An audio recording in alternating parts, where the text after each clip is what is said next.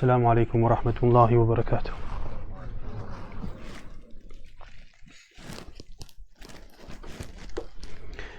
الحمد لله الذي جعل للعلم أصولا وسهل بها إليه وصولا، وأشهد أن لا إله إلا الله وحده لا شريك له، وأشهد أن محمدا عبده ورسوله، صلوات وسلام الله عليه وعلى آله وأصحابه أجمعين ومن تبعهم بإحسان إلى يوم الدين. All praise and thanks are due to Allah, the one who made for knowledge foundations, and through them facilitated its attainment and preservation. And I bear witness that none has the right to be worshipped except for Allah alone with no partner. And I bear witness that Muhammad is his servant and messenger. May the salawat and salam of Allah be upon him, his family, his companions, and those that follow them in goodness. This is the second sitting in going through a small introduction to fiqh, and we had previously stopped at the end of the first section and the start of the section with regards to the siwaak and other aspects. Now, yes.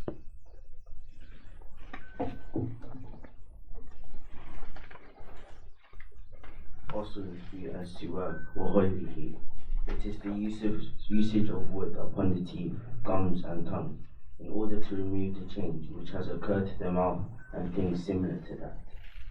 It is recommended to use wood that is soft, can clean, and does not harm and is not crumbling. This being recommended is not applicable for the fasting person after sin. Rather, it is disliked for him.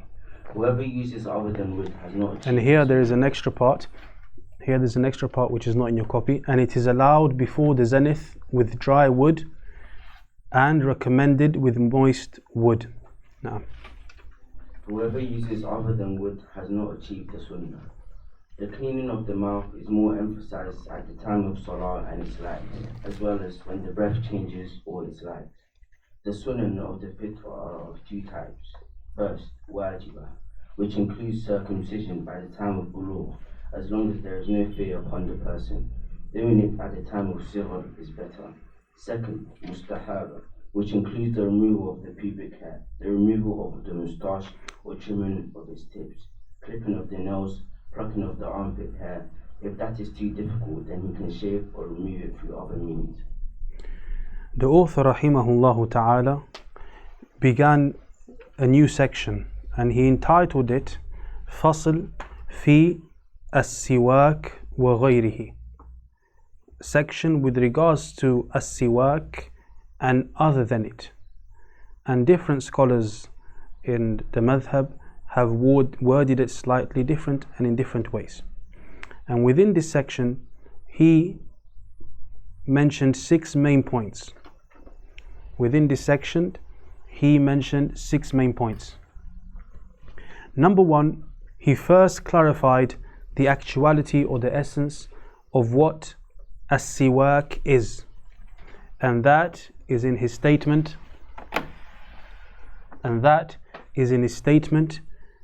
wherein he says it is the usage of wood, oud, upon the teeth, gums and tongue.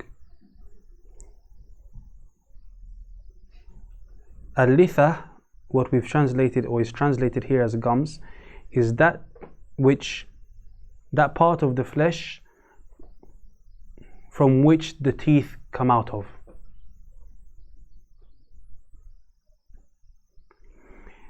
And here in this part of the section he also clarifies the reason behind why this is done, and that is wherein he said to remove the change which has occurred in the mouth and similar things or things similar to it, i.e. the siwaak is used when a change occurs in the mouth or something of that nature. It could be that the odor of the mouth has changed, or there is some uncleanliness within the mouth, i.e. it is for the purpose of making it nice and pure and clean, i.e. making the mouth pure and clean.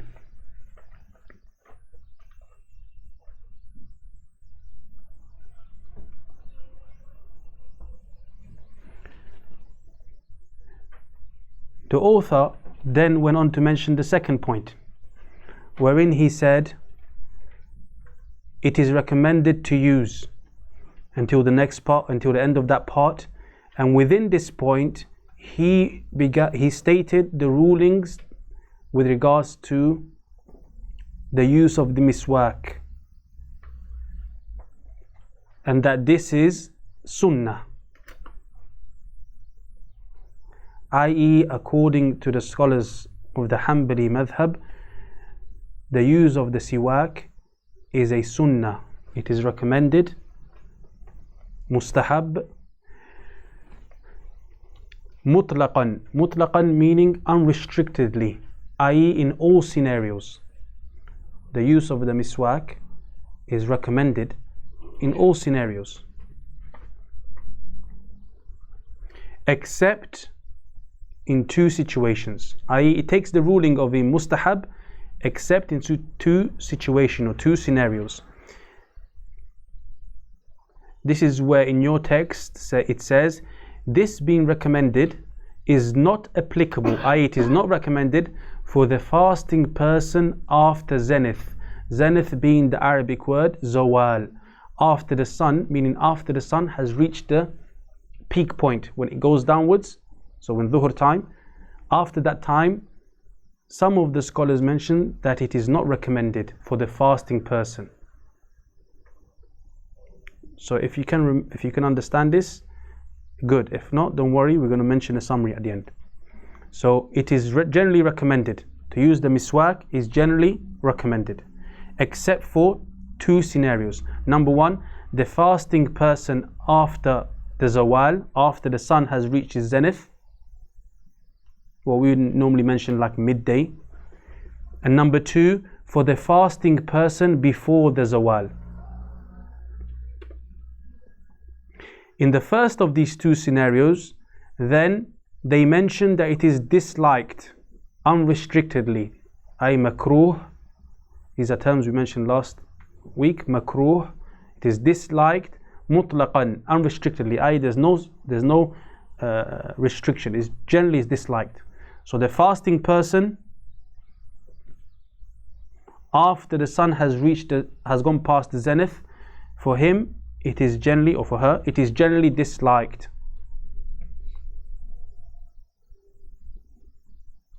And the second scenario is for the fasting person before the sun has gone, so before midday, before the sun has gone past the zenith. For that person, they say that if the person uses the siwak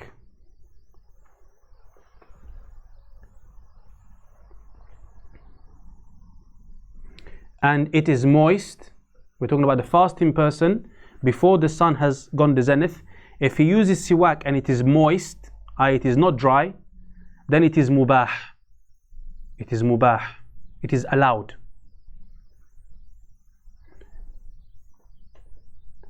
And if the fasting person before the zawal uses the miswak and the miswak is dry, then it is recommended.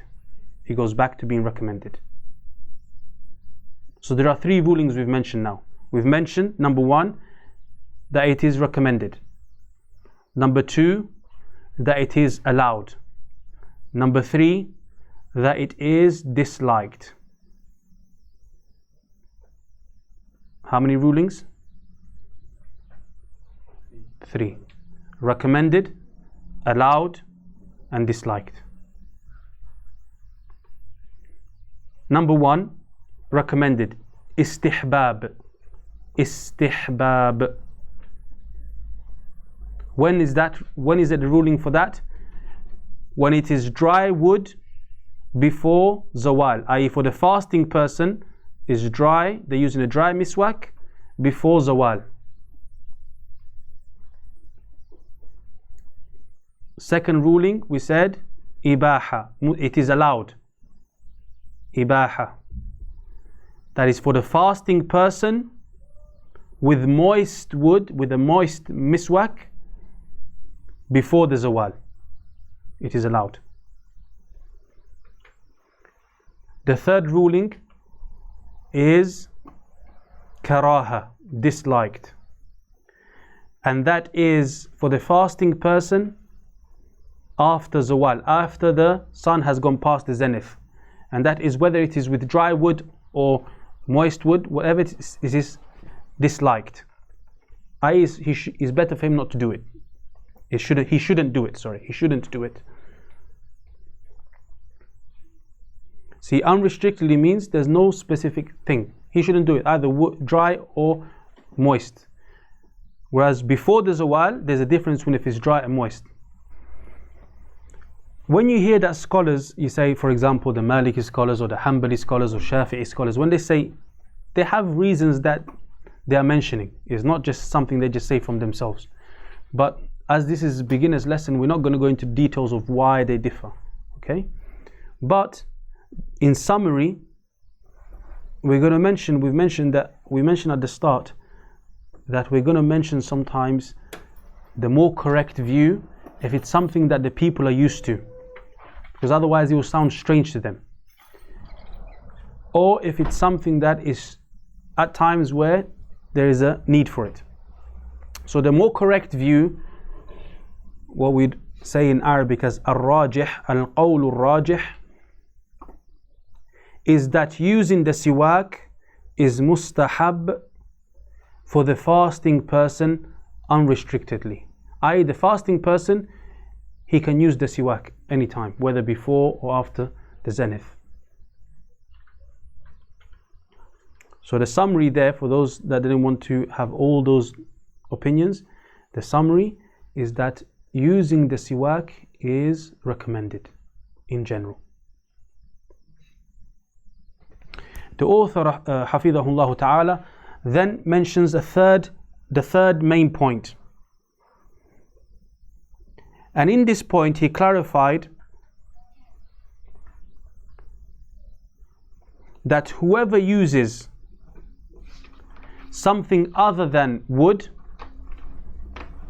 has not achieved the sunnah. i.e., whoever uses other than wood, for example, he uses his finger to clean, or he uses a handkerchief, then he has not reached the sunnah. It is good, but he has not reached the sunnah. So the scholars of the Hanbali school will mention that.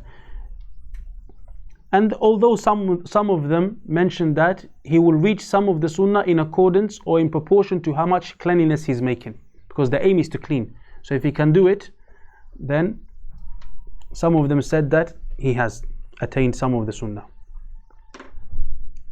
Then the author, rahimahullah ta'ala, mentioned that the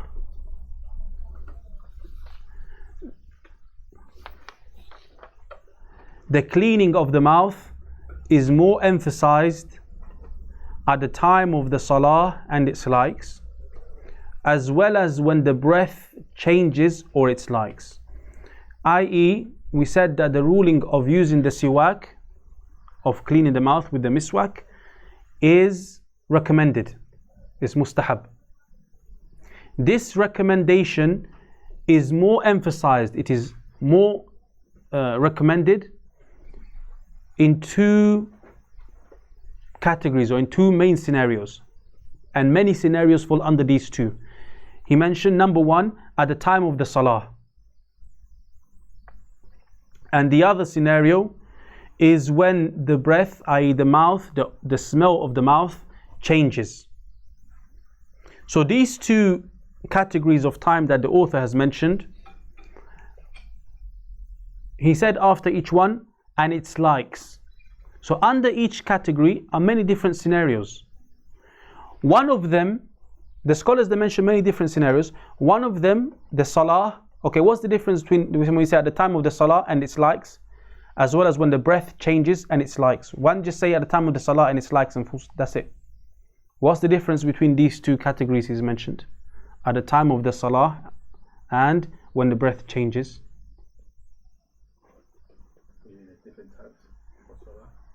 Okay. So what was the difference? Why not just say at the time of the salah and its likes? Why do they need to put when the breath changes and its likes? Because there might be more because There's loads of scenarios. But what are these two connected with? The purpose is to purify the mouth. Okay, so When the breath changes, there's a reason to purify it. good, you're getting somewhere. Okay, what about when you say when the breath changes or it's likes? Why do you need to put it at the time of the salah? Because cleanliness at time of salah is more emphasized. Okay, getting closer. Even if the mouth is clean or there's no change of the breath, it's still recommended at the time of the salah. So all of the different scenarios that you see scholars mention fall into two categories. In those times which is ibadah, ibadat. So at the time of the salah, something similar to that, when you read Quran, even if there is no change in the breath, still it is recommended to do that. And it is more emphasized in that time, at the salah, or anything that comes under it. Like for example, any ibadat, like reading Quran. And the second category is at the time of adat. Adat are customs. So when the breath changes, when a person is silent for a long period of time, and it's like when a person is silent for a long period of time, when a person wakes up. Yeah? So you find that the different scenarios the scholars mention fall under these two categories. Either the times of acts of worship or times which are customary times. It becomes more emphasized in those times. The author rahimahullah then mentions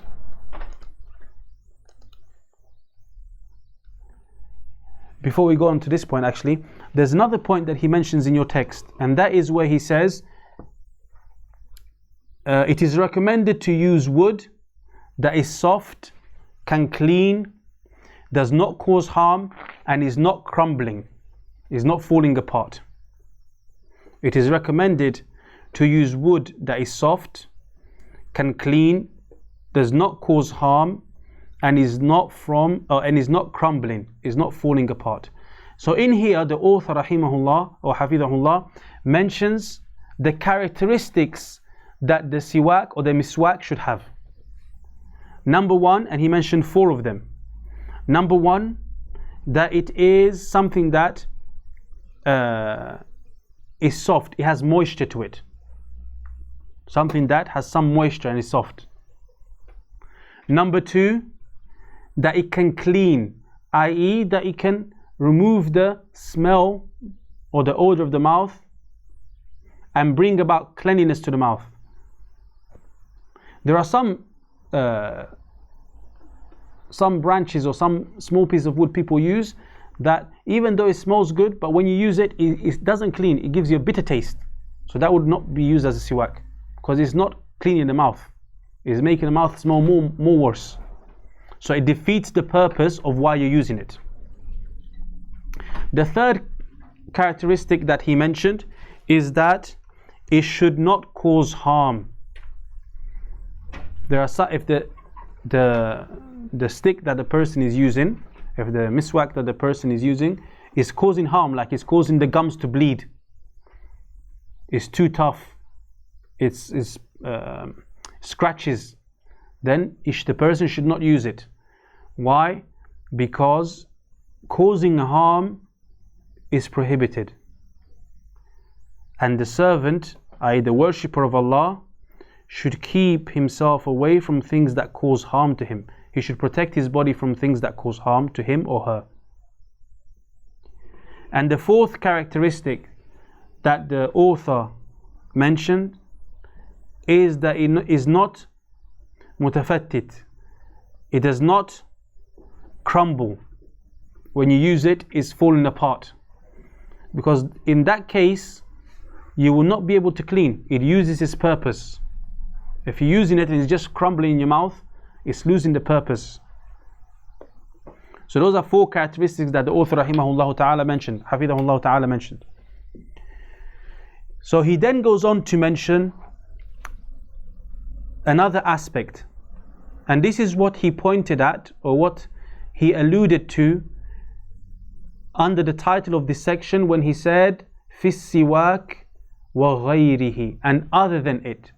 With this topic or this section is with regards to the siwak, the clean of the mouth with the miswak, or other than it, or rather, and other than it. Other than it, you find that the scholars mentioned here, some of the Hanbali scholars mentioned here, different aspects with regards to the fitrah, what translates as the disposition, the way that a person should be, the natural way, or the way that a person should be. So the fitrah, the sunan of the fitrah, are the traditions that are found within Islam, within Islam, as it has come down in its general meaning.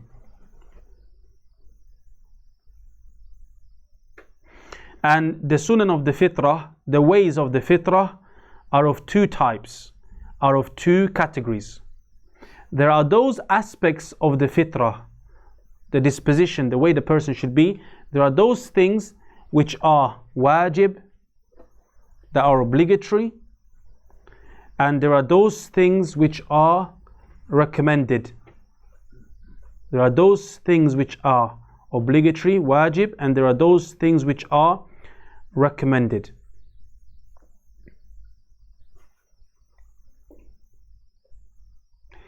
As for the first category, the author mentions wajibah, which includes, here we're translating some of what he said, and this is why we're not saying this is a translation of the author's speech, because if you translate something, you have to, there's a, you could say, amana ilmiya. There is an academic trust, you could say, or a certain level of fidelity that the translator has to do to the original text. So this is not translation, this is an adaptation. It's been taken from this book. We're not translating everything. Some things we've put extra and some things we've taken out. So here he mentions from the natural, from the aspects of the fitrah which are obligatory, he says, this includes the circumcision by the time of bulugh. Bulugh is when a person reaches maturity, i.e. puberty. Bulugh, i.e. puberty.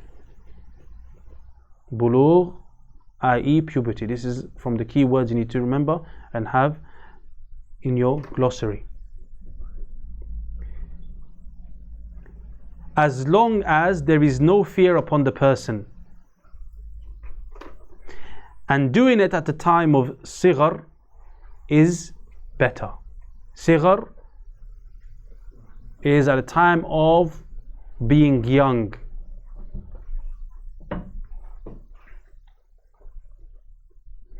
So under this part then he has mentioned an obligatory aspect of the fitrah, and that is the circumcision. And he has clarified some rulings with regards to the timing. And he has clarified some rulings with regards to the timing. So when is it obligatory? We said that this is obligatory. When is it obligatory? When bulugh has been reached, i.e. when a person reaches the puberty, then it's obligatory. It is wajib at that time. And then he mentioned an exception, except if a person fears for himself, i.e. he has become old. He became Muslim and he is old. If he circumcises, if he gets circumcised, he would harm himself more than usual. He may even pass away. So in that case, if a person truly fears for himself, then the obligation falls, because obligations are connected to ability. This is a general rule in Islam. The obligations are connected to ability, or are dependent upon ability. And he mentioned here doing it at the time of sighar is better. So we have that it's wajib at the time of maturity, bulugh, puberty. At the time of sighar is not wajib, but it is recommended. The question now, what is the time of sighar? According to the Hanbali scholars, when they say sighar, they mean from 7 until close to the age of bulugh. Because once he hits puberty, is wajib. So before puberty, just before puberty, from 7 to just before puberty. This is what they defined as time of sighar.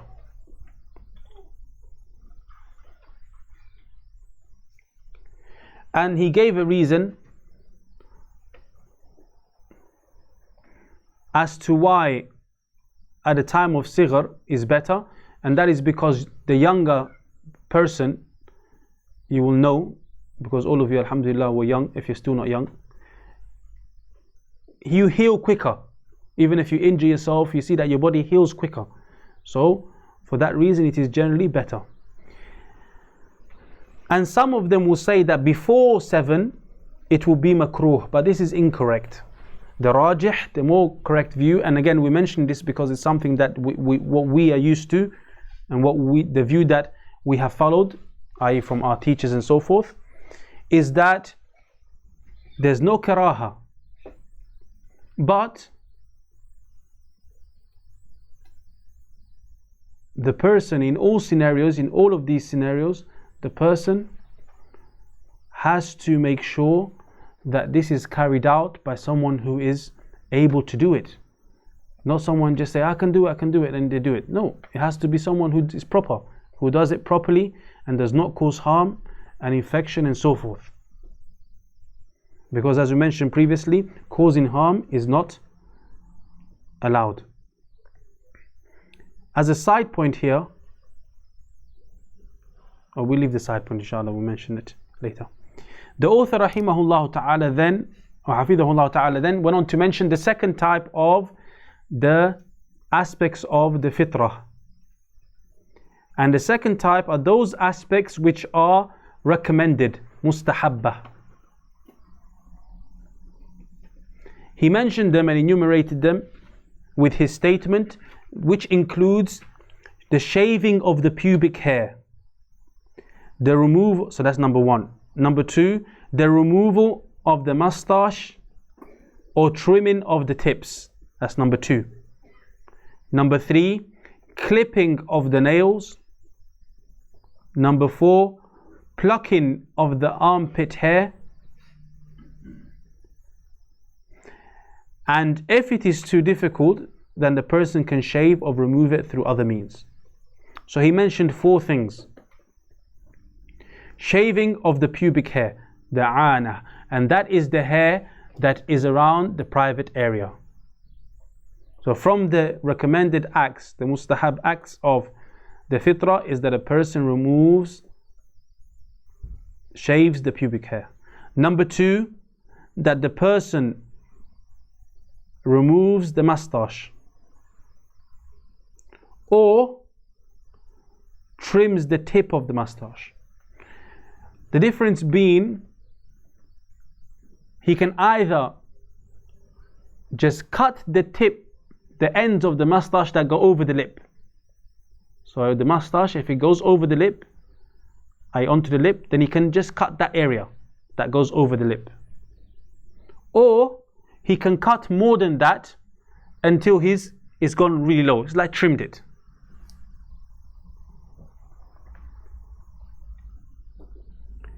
The third thing that he mentioned from the aspects of the fitrah which are recommended is the clipping of the nails, the cutting of the nails. And the nails here means both on the hand and the feet. Both on the hand and the feet. And the fourth thing that the author hafidhahullah mentioned is the plucking of the armpit hair. Then he mentioned that if it is too difficult, i.e. if a person cannot pluck it, plucking, i.e. that you remove it in its totality, that the hair is removed in its totality. If a person finds that too difficult, then he can shave it or remove it through other means. So the sunnah is to pluck it, i.e. that you remove the whole thing. But if a person finds it too hard, then he can shave it or remove it in different ways. But a point to note here is any of these things or any of the means that are taken for this should not cause harm.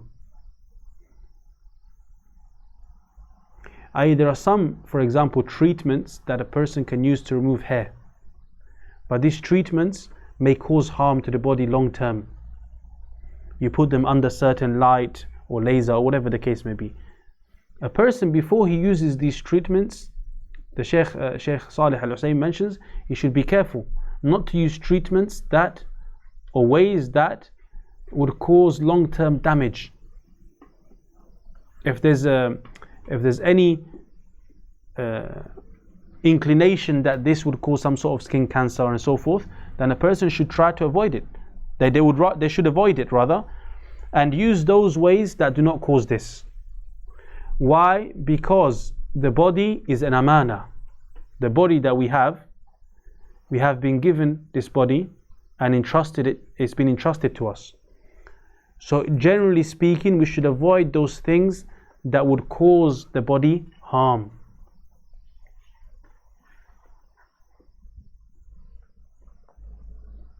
Side point to finish here, and we only mention it because of its great importance and the effect that it's had on many of us, is, and the scholars mention in some of the longer books, is that the Muslim should not be overly preoccupied with his appearance. And there is hadith on this, like a person, how often he should comb the hair and so forth. Because we do find that some people, especially in our time, they start off wanting to style their hair in a certain way, then every day they start styling it a different way, then 5 minutes in front of the mirror becomes 10 minutes, and 10 minutes becomes 15, then they start taking pictures of themselves to make sure the hair looks nice, then they're walking to the masjid and they're looking in the car, in the reflection, to see if the hair is still the same. This become too much.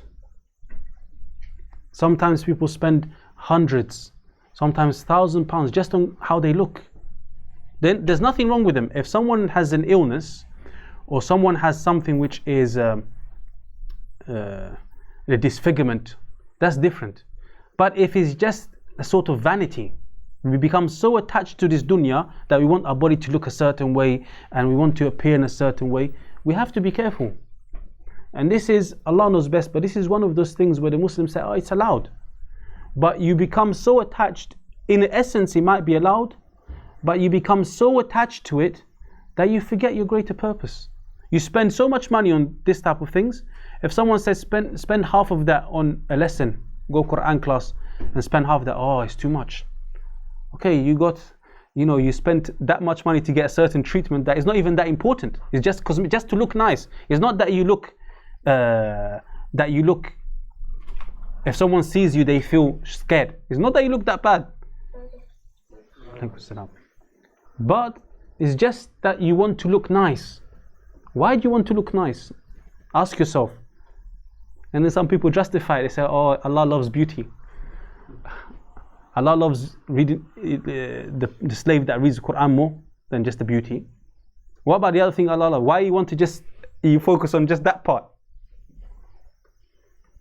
We're going to get old, ikhwan. That's the reality. Yeah? No matter how much money you spend, you're going to get old, you're going to get wrinkles, you're going to get grey hair. Think about what is important. How much money you're spending and what is important. So the Muslim, he is not someone that looks like I don't want to use words which are not appropriate for a class, but the person that looks like he hasn't got home, he's homeless. He's not someone who looks like that. He has to be clean, he has to look decent. But he's not someone who's extravagant. Flashy clothes, every day he's checking his hair, getting latest haircut. We have to be careful because shaitan comes from different ways. Yeah. With that we conclude. Bi-idhnillahi ta'ala, next week we'll speak about wudu.